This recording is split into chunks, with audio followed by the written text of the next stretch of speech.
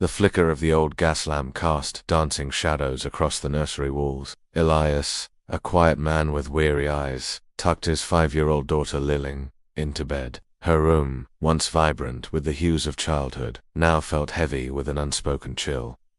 Lily loved to draw. Her tiny masterpieces, usually vibrant and chaotic, adorned the fridge and cluttered her bedside table. Tonight, however, Elias found a drawing tucked beneath her pillow that made his blood run cold. It depicted Lily hand in hand with a tall, gaunt woman. The woman's face was a smear of dark charcoal, her eyes stark white, like blank voids. "Who's this, sweetie?" Elias asked, trying to keep his voice light. Lily mumbled, "Have a sleep. That's the Night Whisperer. She comes to play." Elias felt a prickle on his neck.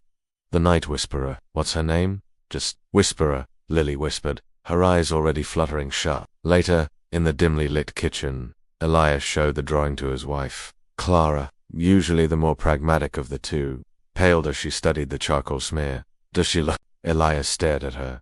"Serafina? No, impossible. Serafina died years before Lily was born." Clara's gaze drifted back to the drawing, a subtle tremor in her hand.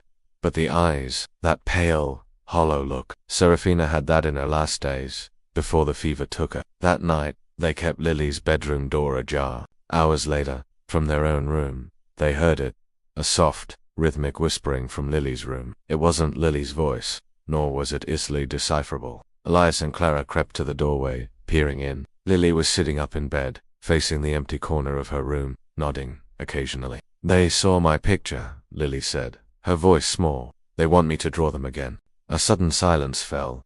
Elias pushed the door open completely. Lily looked up, her eyes wide. "Who were you talking to, Lilybug?" Clara asked, her voice barely a breath. Lily pointed to the corner, "The Night Whisperer. She's right there." Elias and Clara saw nothing but shadows. Yet, a palpable cold descended, raising goosebumps on their arms. The air grew thick, heavy with an unseen presence. Clara knelt beside Lily's bed, her voice strained but firm. "Lily, sweetie, can you draw what the Night Whisperer looks like right now? Every single detail?" Lily nodded, reaching for her art supply. Elias and Clara backed out of the room, leaving her alone with the oppressive silence. Minutes later, Lily called out. When they returned, she held up a new drawing. This one was horrifyingly detailed. The figure was undeniably Serafina, the long, dark hair, the high cheekbones.